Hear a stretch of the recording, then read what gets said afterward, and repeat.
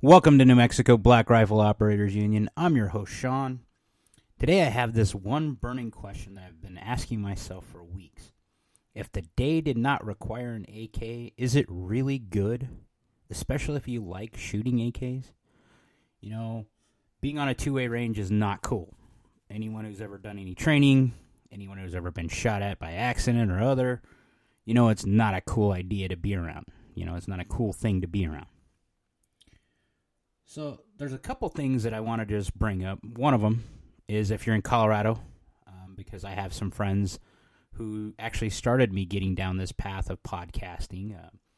I got to do a couple of their podcasts before they quit doing it. There's a band that passed the first house in Colorado. And I've talked about this band before. They're basically banning all modern sporting guns, period. Handguns and rifles, by the definitions that they're using in the terminology they're using in the language of the bill. Now, they have enough votes to make it pass in both houses, and they've cleared one. So my suggestion for you guys in Colorado is stock up now, because you're not going to get a chance to do it later. And it's better to have it now and not need it than to need it and not be able to get it later. With that being said, Go Rogue will be at the Cortez Gun Show this weekend, and we offer great training ammunition and solutions for you. And other than the burning question, you know, because I'm still debating myself. You know, the great warrior poet Ice Cube, when he said that, the day didn't require an AK, therefore it is good. You know, that's also from Generation Kill. I was checking out some stuff, and it's amazing what you're seeing the reverse of nowadays. And what I mean is, used to be guns would be made in real life, and then they were rendered in video games. And what you're seeing nowadays is kind of the opposite. I mean, with the Halo shotgun that Ian from Forgotten Weapons showed us, I think M1 Garand Thumb had, I think, an AR derivative that was from the same manufacturer, I believe. And today, Brandon Herrera released a video with a shotgun, which is from Helldiver, and it looks like they were rendering the same type of gun that is a real one, so, you know, old school way of thinking about it. But it's interesting that we're seeing that handoff of the next generation. You know, that is how people are going to get into 2A, and I've said this for a while now, because I've noticed it with my kids, my sons, and my daughter. They were more curious about guns they saw in video games and when asked questions about them. You know, and I've had people who come up to me and they'll talk about a gun, and they'll be like, "Oh, well, yeah," that they'll name off the video game model, and I'm like, what the hell are you talking about? Because I don't play very many video games. When I do, I usually play Mortal Kombat, and it's usually with one of my sons or my daughter. I don't play very many video games. I'm not built that way. I used to be, I guess. I'm just not much of a fan of the controllers for console games. And my laptop isn't beefy enough, in my opinion, to be playing hardcore video games, so I don't get down that path. But it's interesting to see the 2A taking root in video game culture. And that may be the saving grace of the 2A, you know, because as I've mentioned before, going to gun shows, going to rallies, you're seeing a median age just keep getting older. And we need younger people in the sport. It made me think, though, this one video game gun that Brandon just showed off, it's not a fan of it. First off, it looks bigger and bulkier than what anything I'd ever want for a shotgun specifically. Then when I saw the sticker price on the shotgun, I was like, oh, hell no. For that, I'll buy an M4 8 Benelli. You know, there's no way I would shell out $1,000 for this plastic wonder when I could actually have a Benelli M4 for maybe $100 or $200 more. And it would be a better shotgun all the way around. And it's combat proven, because the Marine Corps, the Navy, United States Army all use M4s, the Benelli version, for house clearing and for security forces. And their special forces guys have them. So why is this kind of a topic? Because I've had my nephew who asked me about AR shotguns. And to me, that's a great concept. You know, I'm not opposed to anything magazine fed for a shotgun. I just don't think they're going to be very functional because of that rim lock issue I mentioned before. If they can overcome that, then more power to you. I'm all for you having the modern tool if that's what you choose to do. And the ergonomics of the AR-15 make a lot of sense for Western shooters. If you have an AR-15, it wouldn't be a huge leap to go from that to one of these AR-style shotguns. What's more interesting, though, is you think about the utility of a shotgun. You know, it's boomer, wives' tales, and gun counter knowledge, lore, that come into the shotgun thing. You know, the best thing for home defense is a 12-gauge. Well, you're still going to have to aim a shotgun. I don't care who the hell you think you are. If you've ever patterned a shotgun, you know that at 5 yards, the shot pattern is about an inch. It's about what a 12-gauge is, okay? You're going to have to be able to aim that inch in 5 yards, okay? It opens up a little bit, you know, at 10, and it keeps opening up until it gets to the full size of the pattern it's going to be at whatever range you're shooting at. But shotguns do, in fact, require aiming. Second thing is it is a one-hit wonder, okay?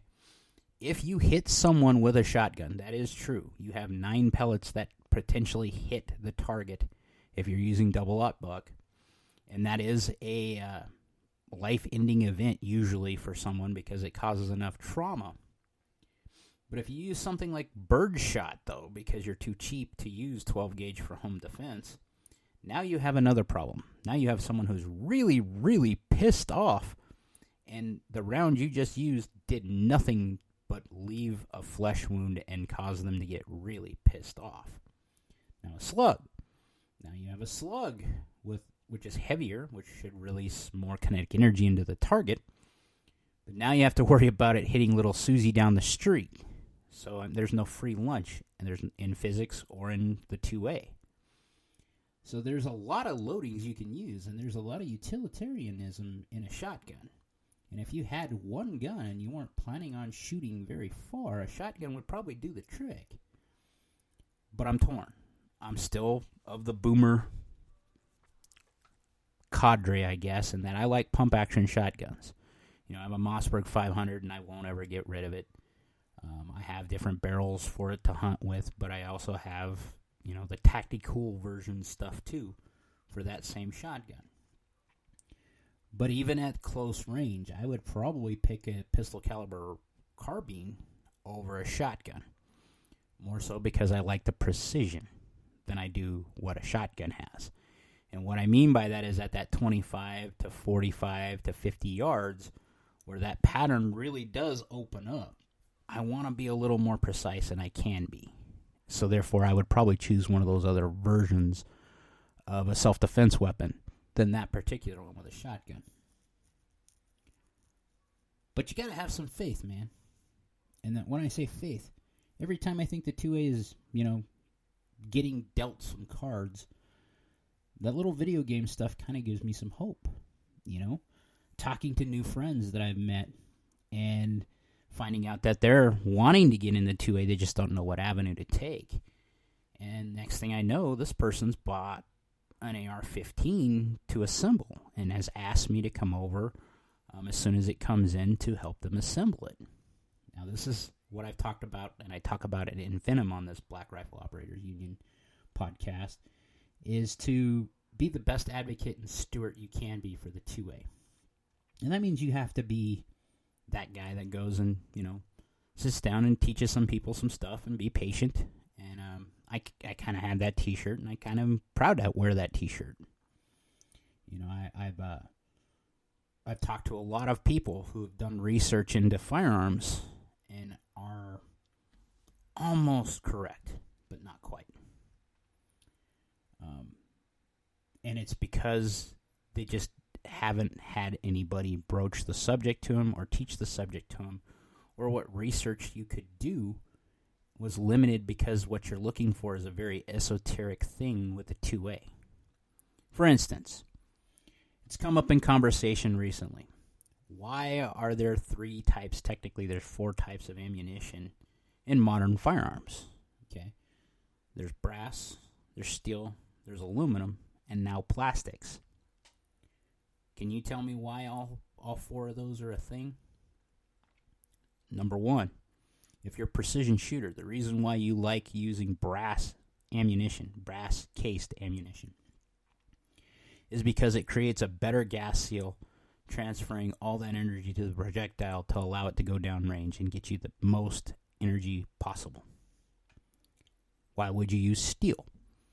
Because it's a different temper of steel, and it does expand, and it's not as bad as people like to think. It's cheaper, number one.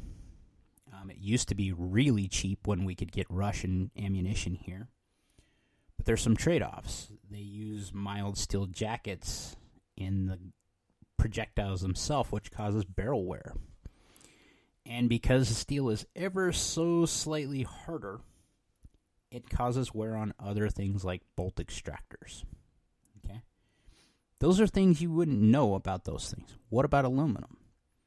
Well, if you've ever shot pistols and you've picked up really, really cheap ammunition, there's a reason why it's really, really cheap, and it's that aluminum case. It's a fire one time, and you discard. Okay? Now, why is that a thing? Cost. 100% cost, and because they can use aluminum for those lower pressure cartridges, such as pistols, that they don't cause ruptures. Okay? Plastic. Well, with printing technology, 3D printing technology, and material sciences finally catching up, plastic is becoming more and more of a viable option for a lot of components in the 2A. And it's not for any other reason, for ease of manufacturing and because of cost savings and lightweight, specifically with ammunition. If you think about like a 50 caliber round, and it's a brass case round, and you're on a helicopter and you had to load all those thousands of rounds you're carrying into the air, how much does that weigh? If you could reduce that weight in an aircraft, that means you could carry that much more cargo because of it. So it makes sense for that. It also makes sense as if the technology finally catches up and pans out better than what we're seeing right now. We're seeing it in its very infantile stage. Is if you had to carry 400 or 500 rounds over the Tora Bora Mountains because that was your loadout and you didn't know when you were getting resupplied. Wouldn't it be nice to save those extra ounces in the loadout you carried? Maybe you could carry more because you would be used to the weight of the other cartridge, the brass case cartridge, and now you're able to carry more because it's lighter. That's the big draw for it. And cost. The other thing you think about, in conversations I've had lately, is when you're talking about precision shooting, okay, I call it ARDP.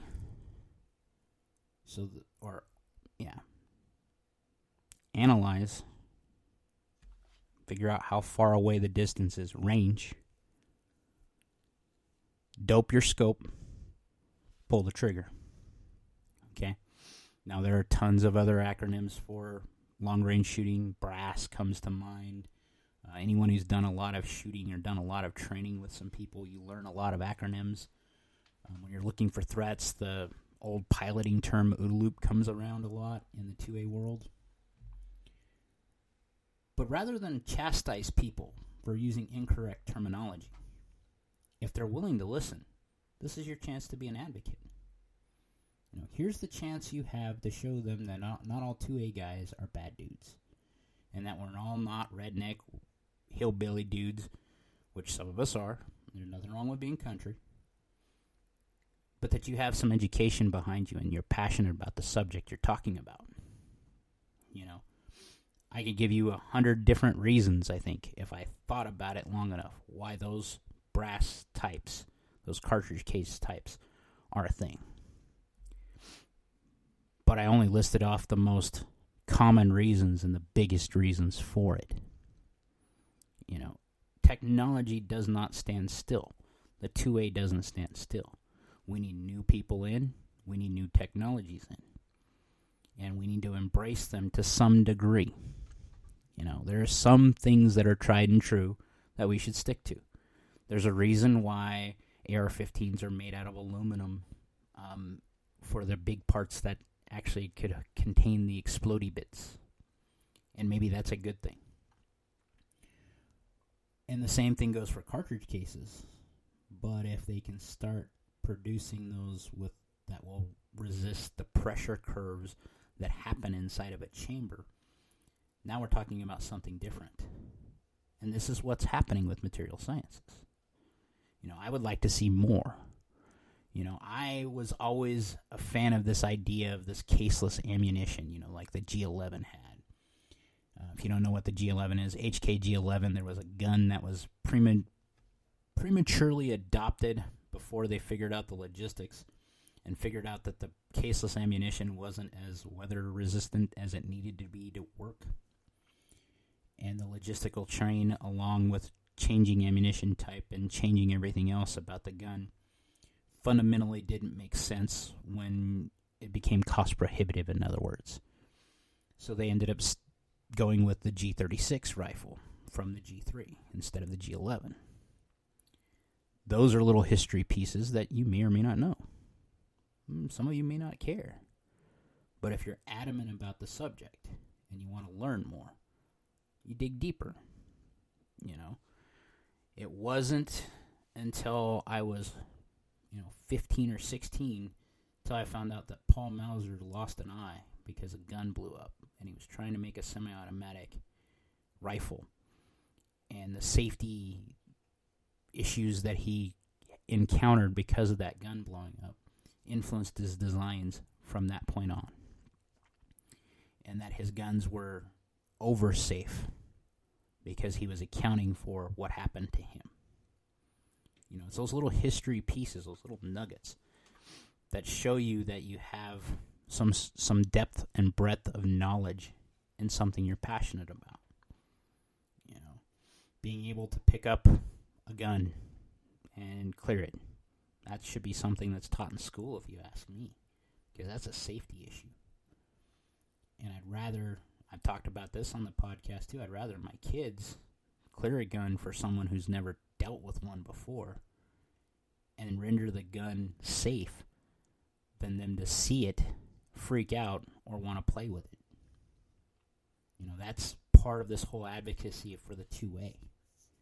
And where I started putting, rubber to the road, so to speak, and put my money where my mouth is and say, hey, I'm going to speak about what I know. There are no amount of laws that are going to get on the books that are ever going to fix the evil that is in man's heart. And I say man as a species.